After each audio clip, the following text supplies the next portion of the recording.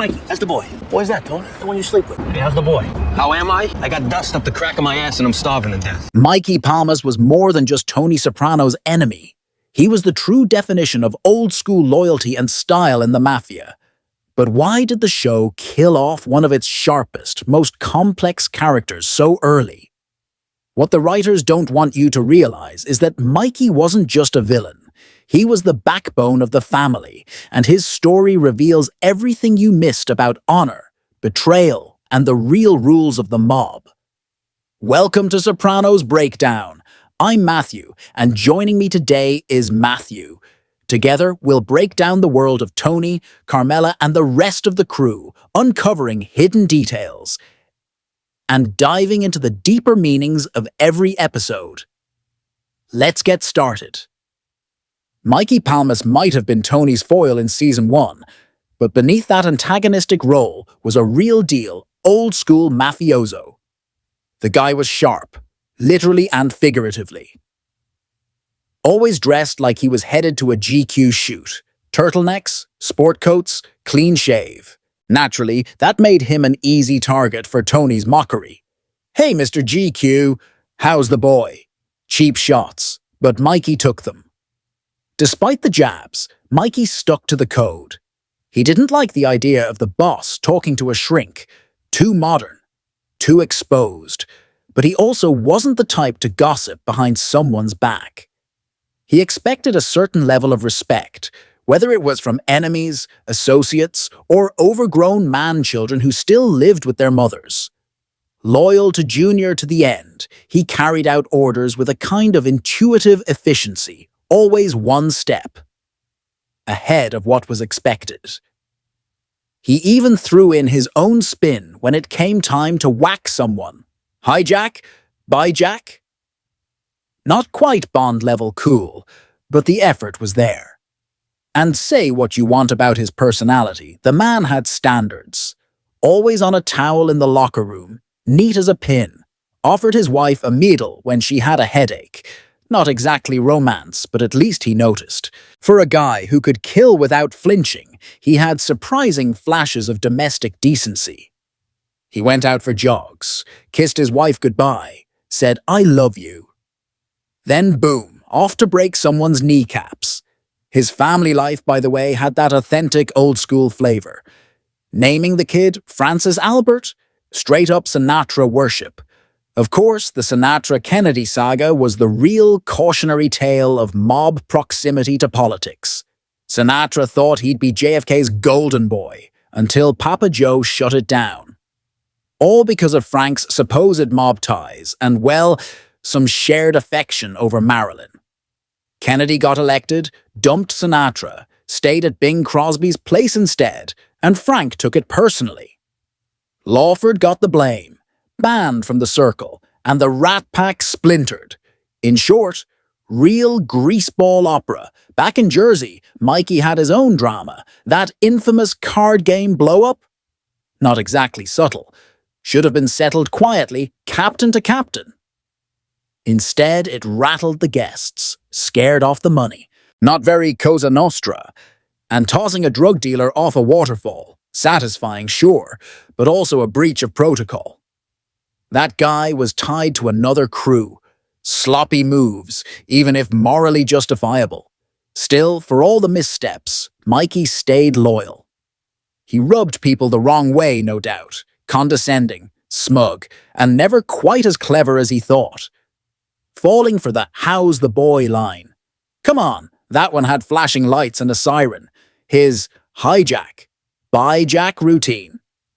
More cringe than cool, but he was never a coward, and never disloyal. He believed in Junior's authority and defended it, even when it meant pushing back against Tony's rise in power. When it all fell apart, his death felt inevitable. But there was something tragic about it too, because had things gone a little differently, had he not been so tightly bound to Junior, Mikey might have risen higher. He had the tools, the look, even a twisted sense of honor. Al Sapienza nailed the performance. Love him or hate him, Mikey was unforgettable. A sharp dresser, a devoted soldier, And maybe, just maybe, a guy trying to do right, by his code, by his family, and by the rules of a dying world. So AJ gave up dating a millionaire heiress living in a mansion to be with an older woman from the projects who had a kid. Makes total sense. For AJ, anyway. A guy born into wealth and opportunity who could have coasted through life in a dozen directions somehow still manages to sabotage himself at every turn. And let's be clear, Devon wasn't just rich. Her last name was Pillsbury, as in the Pillsbury. Not just millionaire tier, but way above that. Her house looked like a fairy tale cottage. Her father collected Picassos, and she probably had Ivy League in her future from the moment she was born. The contrast couldn't be more ridiculous. AJ leaves all that behind for a woman who didn't even believe in fabric softener. Devon was easily the most attractive and sophisticated woman he dated, completely out of his league. And yet, somehow, he ended up with Blanca, which tells you everything. Devon went to college and almost certainly found someone who actually matched her intellect and background. Meanwhile, AJ was floundering, failing out of school and working at a pizza joint. It's never even clear that AJ ended it with Devon. It's more believable that she realized the novelty of dating a mobster's son wore off fast once reality set in. She didn't stick around after high school. Why would she? She likely moved on to someone with ambition, someone who could actually pronounce Picasso without Googling it. AJ was destined to be the guy taking blurry flip phone selfies while she interned at the UN. He wasn't used to being the lesser in a relationship, and Devon's wealth made him feel small. He even admitted he felt foolish talking up his family's money once he realized hers made his look like pocket change. AJ preferred being the one in control, financially and socially, something he inherited from watching Tony. Blanca, by contrast, was impressed by his status and resources. She made him feel important, maybe for the first time in his life. That validation mattered more to him than any trust fund ever could. And yes, he thought she was the best sex he'd ever had. No mystery why that stuck with him. It's a pattern. He gravitates toward women who make him feel dominant and avoids ones who challenge his ego. He's not equipped to handle high-achieving women who can see right through him. So of course, he found himself drawn to someone with fewer expectations and more problems. Blanca was Catholic, strict, didn't even use fabric softener, probably one of the few women who saw AJ's money as an asset rather than a punchline. But that relationship was doomed too. She wasn't going to tie herself to a directionless, spoiled man-child with mob baggage forever. She had her own life to build. And let's be honest, AJ was never going to marry anyone like Devon. Her family would have shut it down the moment they realized he was the son of a mob boss. To people like them, he was the ghetto kid. The fling with AJ was her rebellious phase, dating a bad boy with a dangerous dad. But that doesn't last past freshman orientation. The real tragedy of AJ is that he's not just weak or spoiled, he's utterly average. No talent, no drive, no vision. He's the kind of guy who fails upward only because of his last name. Strip that away, and he'd be just another aimless kid on the edge of a breakdown. In a show full of losers clawing for relevance in a crumbling empire, AJ somehow manages to be the most pitiful of all. He's like Fredo without the brothers, the heir to nothing. Dating Devon was never about love. It was about trying on a lifestyle he was never going to earn. And once he realized he couldn't keep up, he folded. No inheritance of charisma, no cunning, just a Virginia ham under his arm, trying to act like he brought it to the table. What's the deal with Meadow struggling to park her car? Sure, it's a well-known trope that women aren't great drivers, but is there any real significance to Meadow's parking trouble at the end? Or is it just a superficial detail? It's actually a clever tension builder. Meadow's inability to park delays her arrival just enough for the members-only guy to exit the bathroom, and for Meadow to walk in right as her father is being shot. The little bell jingles on the door, and suddenly, Meadow is an unwilling witness to Tony's violent death. Disgusting, but perfectly timed. The show begins with Tony caring for innocent ducks, a symbol of peace he can never maintain. Meadow represents Tony's greatest hope, a varsity athlete, intelligent, with opportunities at prestigious colleges. She embodies everything Tony aspired to be. Yet, despite all this, she's dragged into the same violent world her father inhabits. Tony's biggest failure is that he cannot break this cycle. The ultimate blow is Meadow arriving just in time to see her father's murder. The assassin could have passed by unnoticed, but the timing was orchestrated for maximum emotional impact. The trauma is immense. Imagine multiplying Tony's childhood horror of witnessing his father's violence many times over. Meadow's future looks bleak. Some speculate that if Tony had died then and there, Meadow might have become a prosecutor rather than a Mafia defense attorney. But the real genius of the scene is in conveying the paranoia Tony will endure from now on, always watching his back, unable to relax. The slow, mounting tension is brilliantly executed. Throughout the series, Tony's family enjoys the benefits of his criminal life while downplaying the consequences. Witnessing Tony's death firsthand forces them to confront the harsh reality they have long ignored. The parking delay isn't accidental. It syncs Meadow's arrival with the assassin's exit. The assassin could have left earlier, but the extra parking time ratchets up the suspense. Meadow's parking struggles were established earlier in the series, notably when she nearly failed her driving test due to parallel parking. Her continued difficulty symbolizes the family's cyclical nature. No one really changes. Meadow, Tony, Carmela, and AJ all circle back to their starting points. Meadow is often viewed as Tony's guardian angel, saving him from near-death experiences, FBI surveillance, even pulling him out of a coma. This time, however, she is too late. The empty seat next to Tony at the diner is significant. Had Meadow been there, she might have blocked the assassin's shot. Some interpret Meadow's 3 attempts at parking as mirroring the 3 attempts on Tony's life. The initial O.J. Simpson hit, Junior's assassination attempt, and finally the last one. Others see it as a way to build suspense or highlight Tony's failure as a father. He never taught Meadow to park, a small but telling detail. Ultimately, Meadow's parking difficulty encapsulates the series' blend of ordinary life overshadowed by violence. The final scene is both sacred and explosive, a perfectly ironic conclusion. If that doesn't resonate, then maybe the whole show's symbolism just passed you by, pours you a drink in one hand, judges you with the other if you take it. It's infuriating that Tony killed Christopher because he was a drug addict, yet when Christopher was making an effort to stay sober, Tony dismissed it. He placed Christopher in situations of temptation and humiliation, seeing sobriety as weakness. And yet, in the end, he kills him for being an addict, a liability.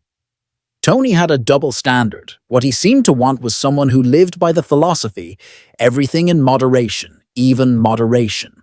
Someone who could participate in vices without being consumed by them. Christopher couldn't do that. He ran off with the heroin and the booze. Tony didn't want to deal with someone who couldn't handle their weakness. In truth, Tony wanted Christopher to stay an addict so he could continue judging him. That allowed Tony to maintain the illusion that everyone had problems just as unsolvable as his own. His attitude stemmed from both old-school Mafia ideas about addiction being weakness and the real risk that addicts were more likely to become informants. Christopher being alive as long as he was a miracle. Tony expected special treatment for himself, like therapy, while refusing to extend the same understanding to others. Tony went to a therapist due to his own panic attacks, and ultimately, it was a pragmatic move to preserve his ability to function. Yet when Christopher tried to better himself, Tony saw it as self-indulgent or annoying. Christopher was never going to be what Tony wanted. He cracked under pressure and wasn't suited for leadership. But instead of guiding or mentoring him, Tony promoted him quickly and made him dependent. He never helped him grow. He ignored signs of worsening addiction until forced to act. Tony didn't want an heir. He wanted a puppet. Tony's hypocrisy ran deep. He punished Jackie Jr. for visiting a strip club, despite doing the same countless times. He mocked Christopher's sobriety, but spent years in therapy himself. He cried over a horse, yet told others to get over their grief. His rules didn't apply to himself, only to those beneath him. Christopher was flawed, selfish, abusive, unreliable. But he tried, at points, to pull himself out. The tragedy is that he never had real support. His relapse was partly enabled by the environment Tony controlled. In the end, Tony didn't kill Christopher because he hated him. He killed him because Christopher reminded him of what he refused to fix in himself. Tony didn't love anyone in the way people normally think of love. Everyone around him was a tool to be used or discarded. Christopher, like others, was kept close only as long as he served a purpose. The moment he became a burden, rather than an asset, his fate was sealed. The tragedy of The Sopranos is that no one escapes.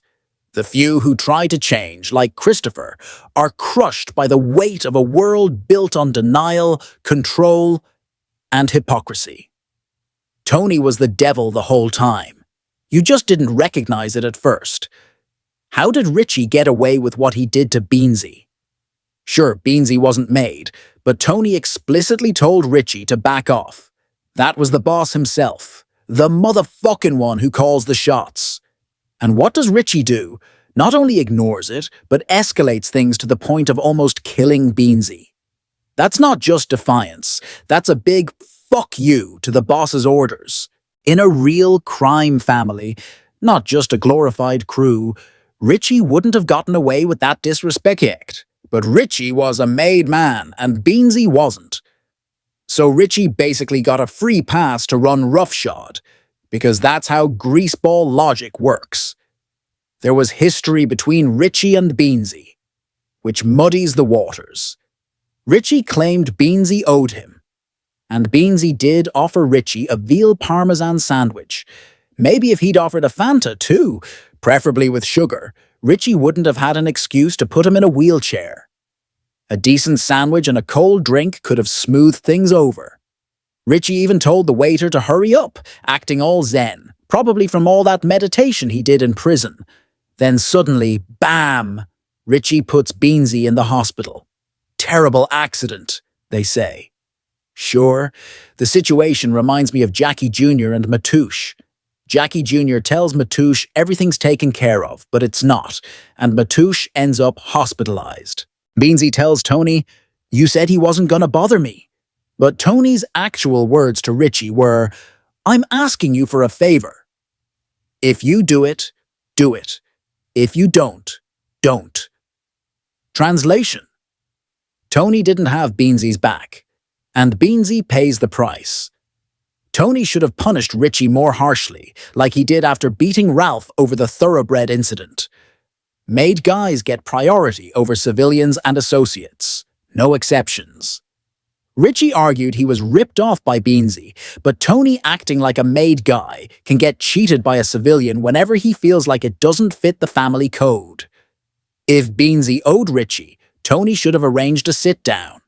If anything, Tony could have cut Richie into the business, paying him legitimately so Richie could use the cash on his parole job, and Tony could keep laundering. That would have been the best solution. Instead, Tony backed Beansy 100%, which wasn't smart. He underestimated how tough and old-school Richie was. Richie knew Tony couldn't or wouldn't help a civilian over a made guy, so he let his sociopathic instincts take over. Checkmate. This whole Richie Beansy thing shows that Tony, despite his smarts, was inexperienced as a boss. He felt entitled to respect just because he was the boss, when he should have been more strategic. Also, Beansy wasn't just a civilian. He was an associate or asset to the mob. The minute Beansy mentioned Tony's name, that should have been the end of it. If Richie felt he deserved a cut, he should have worked it out through Tony, not start a beef with an associate. Hesh was a major associate and still got taxed. Beansy should have been treated the same. Associates are in more danger than civilians because of their criminal ties. Civilians sometimes get a pass because messing with them draws heat. But if an associate screws up the operation, they're out. At the end of the day, money talks in this world. Beansy was sending cash up the chain, paying protection fees. That should have protected him. But Richie ignored all that. After Richie injured Beansy, Tony didn't punish him. Richie even told Tony maybe he's a good earner for you, but Richie didn't care. Tony underestimated Richie's old-school mentality and ruthlessness. This wasn't a black-and-white situation. It was mob logic. Money is king, but power and respect rule the game. Beansy's associate status should have granted him some protection, but it didn't. Tony was cornered. He couldn't punish a made guy for attacking an associate, but he couldn't let it slide either. The best he could do was offer Beansy help after the fact and force Richie to build a wheelchair ramp.